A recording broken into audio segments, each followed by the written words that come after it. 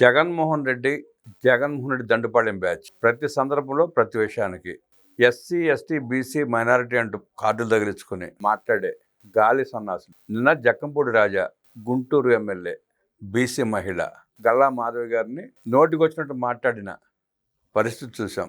అలా మాట్లాడటాన్ని ఖండించని జగన్ రెడ్డి దండుపాలెం బ్యాచ్ ముఖ్యమంత్రి గారిని పట్టుకుని ఇష్టానుసారం నోటికొచ్చినట్టు మాట్లాడితే ఆ సందర్భంలో క్షమాపణ చెప్పమని కోరిన కార్యకర్తల మీద కేసు పెట్టింది ప్రభుత్వం.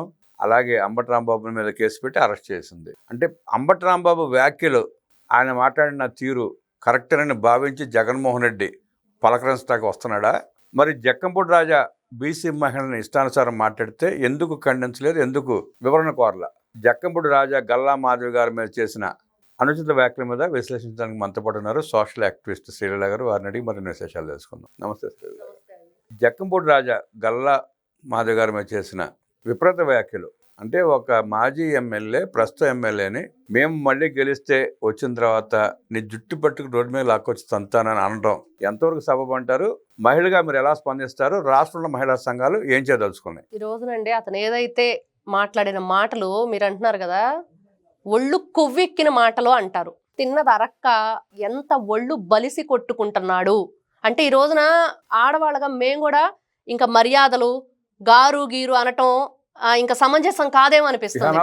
అనవసరం. ఎందుకంటే ఒక మహిళకి ఈ రోజున ఏ మహిళ అయితే విడుదల రజని బయటకు వచ్చి నేను బీసీని అని చెప్పుకుంటుందో, ఏ ఒళ్ళు కొవ్వెక్కి మాట్లాడే జోగి రమేష్ బయటకు వచ్చి నేను బీసీని అని చెప్పుకుంటున్నాడో, మరి ఒళ్ళు కొవ్వెక్కి మాట్లాడిన అంబటి రాంబాబు నేను కాపు సామాజిక వర్గం అని చెప్పుకుంటున్నాడో, మరి వీళ్ళందరూ ఒక బీసీ మహిళను మాట్లాడుతుంటే ఎక్కడికి వెళ్ళారు? వీళ్ళందరి చేత మాట్లాడిచ్చే వీళ్ళ నాయకుడు జగన్మోహన్ రెడ్డి ఈ రోజున గుంటూరు వస్తున్నాడు కదా, ఏ విధంగా వస్తాడు? ఏ మొహం పెట్టుకొని వస్తాడు? ఎవరిని సమర్థిస్తాడు? అంటే ఏ మొహం పెట్టుకుని వచ్చేదాన్ని సిగ్గులేని మొహం వస్తా ఉంటుంది. అంతే అలానే ఉంది. ఈ రోజున గతంలో జగన్మోహన్ రెడ్డి గారు ఏదైతే బూతులు తిట్టు పదవులు పట్టు అన్నాడో అదే కంటిన్యూ చేస్తున్నాడు ఈ రోజుకి కూడా. ఇప్పుడు చూస్తున్నాం, కూటమి ప్రభుత్వం వచ్చి దాదాపుగా 2 సంవత్సరాలు కాబోతుంది కొన్ని నెలల్లో. మరి ఏం చేశారంటే, మొన్నటి వరకు సైలెంట్ గా ఉంటూ చాప కింద నీరులాగా వీళ్ళు ఏ విధంగా వాళ్ళ యొక్క ఈ భయంకరమైన మాటలను కానివ్వండి, విచ్చలవిడితనాన్ని కానివ్వండి, ఈ రోజున రెచ్చిపోయి మాట్లాడే విధానం అంటే ఎక్కడా కూడా మీకు అసలు బీప్ సౌండ్ లేకుండా మనం దాన్ని టెలికాస్ట్ చేయలేమంత దారుణంగా తయారయ్యారు. ఎందుకు నిన్న అతను మాట్లాడిన మాటలు అప్పుడు దాకా ఎందుకు? ఈ రోజున వాళ్ళు 2029లో గెలిస్తేనే మేము ఇలా చేస్తాం, గెలిస్తేనే అలా చేస్తాం. ఇప్పుడు ధైర్యం లేదా? అంటే మీరు చేసే చెడ్డ పనులు కాబట్టి, మీరు ఒళ్ళు కొవ్వెక్కి కొట్టుకునే పనులు కాబట్టి ఇప్పుడు చేస్తే అరెస్ట్ అవుతారని చెప్పి భయపడుతున్నారా? అంటే జగన్మోహన్ రెడ్డి సీఎం అయితే మీరు ఆడిందే ఆట పాడిందే పాట. అంటే గురువు గుడ్డోడైతే శిష్యుడు చెవిటాడు అవుతాడు అన్నట్లుగా ఈ రోజున వీళ్ళు ఇష్టానుసారంగా కొనసాగిస్తూ ఉన్నారు. అదేంటంటే మేము అధికారంలో ఉంటే మాకు అధికారం ఇస్తే మేము గంజాయి బ్యాచ్ని పోషిస్తాం, రౌడీని పోషిస్తాం, మర్డర్లు చేస్తాం, దోపిడీలు చేస్తాం, దొమ్మిలు చేస్తాం. అధికారం కోల్పోతే కుక్క పిల్లలా ఇళ్లలో పడి ఉంటాం. ఈ రోజున గల్లా మాధవి గారు ఎమ్మెల్యేగా ఉన్నారు గుంటూరులో. ఒక ఎమ్మెల్యే స్థాయి మహిళను పట్టుకొని, ఒక బీసీ సామాజిక వర్గానికి చెందిన మహిళను పట్టుకొని మీరు జుట్టు పట్టుకొని ఈడుస్తాను ఇంకోటి మాటలు మాట్లాడుతున్నప్పుడు మహిళలు స్పందించాలి. ఈ రోజున పోలీస్ స్టేషన్లో కేసులు పెట్టాలి. ఈ రోజున పోలీసులు ఏం చేస్తున్నారు అంటే, పోలీసుల్ని బట్టలోడు తీస్తానంటే ఏమి చేయలేకపోయారు, ఇంకా వీళ్ళని ఏం చేస్తారు అనుకోవాలా? ఏ విధంగా ఆలోచించాలి? ఇప్పుడు వాళ్ళని బట్టలోడు తీస్తానన్నాడు జగన్మోహన్ రెడ్డి. 5,000 మంది మహిళా పోలీసులు ఉన్నారు దానిలో. మరి వాళ్ళందరూ ఎందుకు స్పందించలేదు? ఎందుకు కేసులు పెట్టలేదు? ఎందుకు రోడ్డు మీదకి ఈడ్చలేదు ఆ రోజున?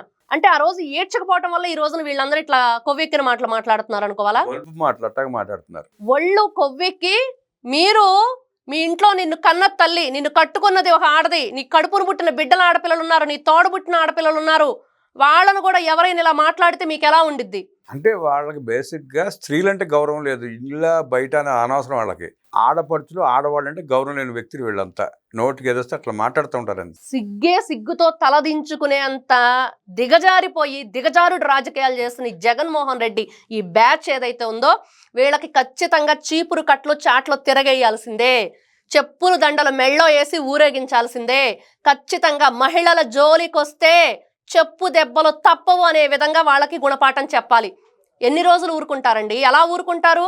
ఈ రోజున ప్రతి ఒక్కరికి వీధి వీధిన వాడన తెలియాలి చేసిన మహాపాపం అనేది ఫ్లెక్సీలు పెట్టారు, చింపకుండా కాపలా ఉన్నారు. తప్పేంటి? ఆ రోజున ఇంట్లో పసిపాపుండి పట్టాభి గారి ఇంట్లో అంత ఘోరంగా వాళ్ళు ఇష్టానుసారంగా రెచ్చిపోయి ఇల్లు ధ్వంసం చేసి ఆయనకి 3rd డిగ్రీ ఇచ్చి నోటికి ఏదొస్తే అది మాట్లాడినప్పుడు ఎవరికి కనిపించలేదా? 2 సార్లు ఇల్లు ధ్వంసం చేశారు, ఇష్టం వచ్చినట్టు కొట్టారు ఆయన. ఇప్పుడు సమాజమే దేవాలయం, ప్రజలే దేవుళ్ళని, ఆ ప్రజలే టీడీపీ కార్యకర్తలు డబ్బులు వేసుకొని ఆ దేవాలయం నిర్మించుకున్నారు, పార్టీ ఆఫీస్ ని. దాన్ని ధ్వంసం చేసినప్పుడు అప్పుడు ఎవరికి కనిపించలేదా? ఆ రోజున ఎవరు మాట్లాడలేదా? ఈ రోజున ఎవరైతే ఇదిగో అంబటి రాంబాబు ఇంటి మీదకి వెళ్ళటం తప్పు, గల్లా మాధవి రావటం తప్పు అని అంటున్నారో వాళ్ళందరూ గుర్తు చేసుకోవాలి. తప్పు ఎలా అవుద్ది? ఆమె తన నాయకుడిని రాంబాబు ఇష్టం వచ్చినట్టు మాట్లాడితే ప్రశ్నించటాకెళ్ళింది. ఈ రోజున ఒక గల్లా మాధవినే కాదండి, ఆంధ్రప్రదేశ్ లో ఉన్న ప్రతి మహిళ ప్రశ్నిస్తాం. ఎందుకంటే ఇప్పుడు ఏంది మీరు చేసిన తప్పేంటో తెలుస్తుంది, తప్పుడు కూతలు కూసారని చెప్పి అర్థమవుతుంది. మరి చెప్పు దెబ్బలు కొట్టొద్దా మిమ్మల్ని? ఊరుకోవాలా చూస్తూ? ప్రతి ఒక్క మహిళ కాళీమాతగా మారిద్ది. మిమ్మల్ని ఏ విధంగా బుద్ధి చెప్పాలో ఆ విధంగా బుద్ధి చెప్తారు. దీన్ని బట్టి ఏమర్థం అవుతుందంటే ప్రశ్నించడం తప్పు, కొట్టి మాట్లాడాలి. కొట్టి మాట్లాడితే ఎవరు ప్రశ్నించలేరే. అలా కాదండి, వాళ్ళు పిచ్చి మాటలు మాట్లాడితేనేమో ప్రశ్నించడం అంటున్నారు, మనం అసలు విషయాన్ని అడుగుతుంటేనేమో మనల్ని ఈ విధంగా దాడికి పాల్పడుతున్నారు అంటున్నారు. అందుకే దాడి చేసి మాట్లాడితే గోల ఉండదుగా. అంతే, వాళ్ళు అనుకున్నది ఏదో చేసేస్తే పోలా. మీరు చూస్తే 32 మంది మీద కేసు పెట్టారు. అంబటి రాంబాబు ఇంటి దగ్గరికి వెళ్ళి ప్రశ్నించడానికి వెళ్ళిన 32 మంది మీద కేసు గల్లా పెట్టారు. మాధవి గారు వాళ్ళ హస్బెండ్ కూడా ఉన్నారు. ఆ 32 మంది మీద కేసు పెట్టడమే కాకుండా ఫారెన్సిక్ వాళ్ళు సాక్ష్యాలు సేకరించే ప్రయత్నం చేస్తే ఆ ఇంట్లో ఉన్నాళ్ళు, ఆ కార్యకర్తలు, ఆ ముఖ్య నాయకులు అడ్డగించారు పోలీసులని. సేకరించడానికి వీళ్ళు అట్టాగా ఉంచండి, మా జగన్ వచ్చి మొత్తం ఫారెన్సిక్ రిపోర్ట్ ఆయనే ఇస్తాడు, ఆయన ఇచ్చిన రిపోర్ట్ మీరు రాసుకోండి అన్నట్టు ప్రవర్తించారు వాళ్ళు. అలానే ఉంది. అప్పుడు జగన్మోహన్ రెడ్డి వచ్చి తీరిగ్గా ఈ రోజున జగన్ వచ్చాడు, జనం కావాలని చెప్పి తిరుగుతున్నారు.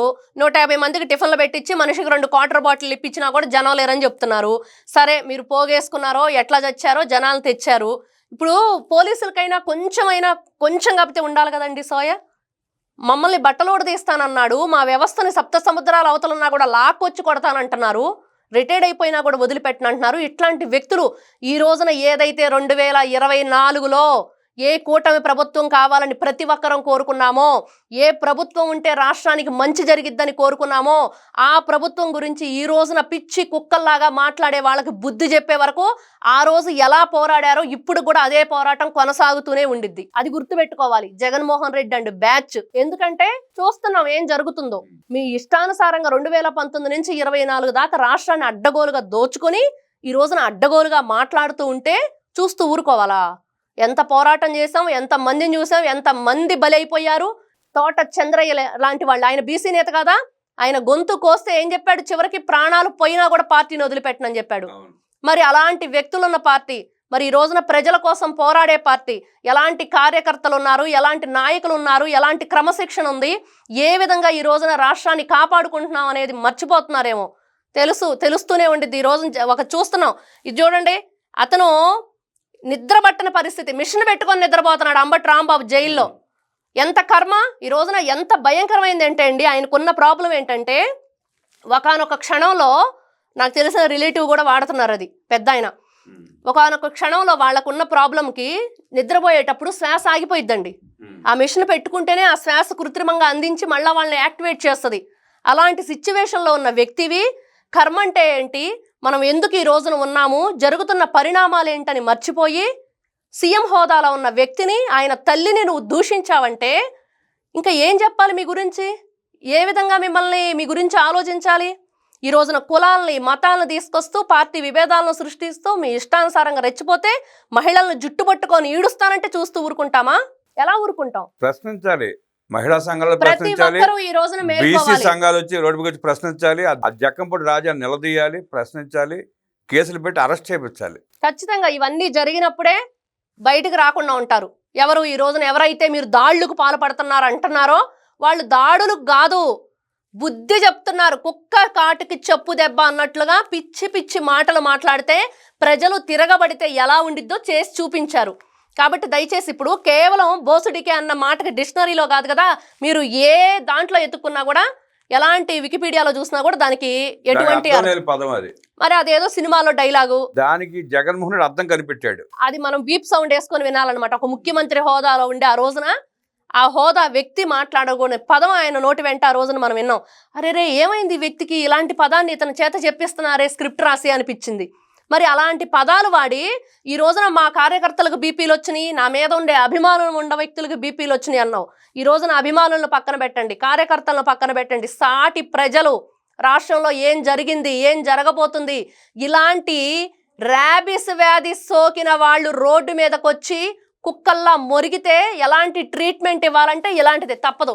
సాక్ష్యాలు సేకరించగలిగిన పోలీసులను కూడా అడ్డుకుని పంపిస్తారంటే వాళ్ళకి భయం మొదలైంది. అంబటి రాంబాబు ఇంటిని తగలబెట్టింది వైఎస్ఆర్ కాంగ్రెస్ పార్టీ నాయకులే, అదే కదా. కార్యకర్తలే. అవును, దాడి చేసింది వాళ్లే, కార్లు పగలగొట్టింది కూడా వాళ్లే.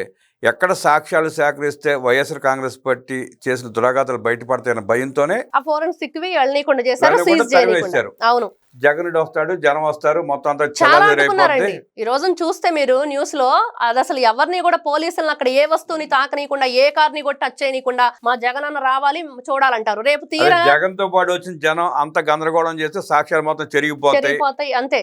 తెలుగుదేశం పార్టీ మీద పడి ఏడుద్దాం, మనాడు చేసిన తప్పులు కప్పిపుచ్చుకుందాం అనే ఉద్దేశంతో చేసిన పనులు అవన్నీ కూడా ఖచ్చితంగా ఈ రోజున గల్లా మాధవి గారే కాదు, ప్రతి ఒక్క మహిళ, ఆంధ్ర రాష్ట్రమే కాదు ప్రపంచ వ్యాప్తంగా ఉన్న తెలుగు వారందరూ నారా చంద్రబాబు నాయుడు గారి మీరు జ్యుడిషియల్ మీరు వేసినప్పుడు ఆ రోజున ఆయన అరెస్ట్ అయ్యి వెళ్ళేటప్పుడు ఎంతమంది ఎన్ని విధాలుగా 54 రోజులు ఏ విధంగా పోరాడామో అదే పోరాటం ఎప్పుడు ఉంటుంది. రాష్ట్రం కోసం, రాజధాని కోసం, రాష్ట్ర ఎవరైతే భవిత వాళ్ళ భవిష్యత్తు కోసం ఖచ్చితంగా ఇలాంటి వ్యక్తులకు గుణపాఠం చెప్తూనే ఉంటాం.